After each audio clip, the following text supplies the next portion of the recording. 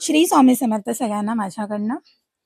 अ, मॅमना ओळखणं किंवा मॅम माझ्या आयुष्यामध्ये येणं हा एक योगायोग होता. मी प्रचंड त्रासात होती. खूप त्रासात होते मी.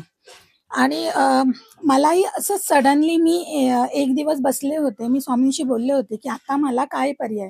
मी डॉक्टर केले, सगळं केलं, पण मला काहीच सोल्युशन नाही.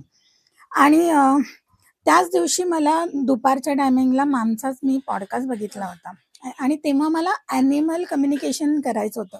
हीलिंग वगैरे हा कॉन्सेप्ट डोक्यात नव्हता. म्हटलं माझ्याकडे डॉगीज आहेत, डॉगींशी बोलायचं आहे मला.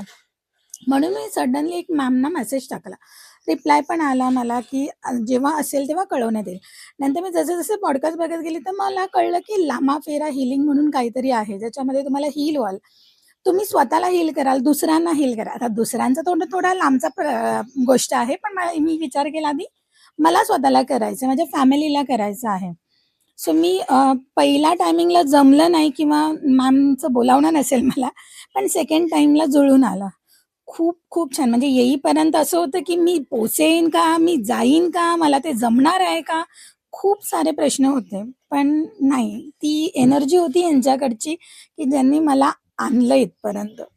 आल्यानंतर बरं हीलिंग येताना मला जमणार आहे का? मला जमेल का? माझी एनर्जी तेवढं एक्सेप्ट करेल का? पण नाही.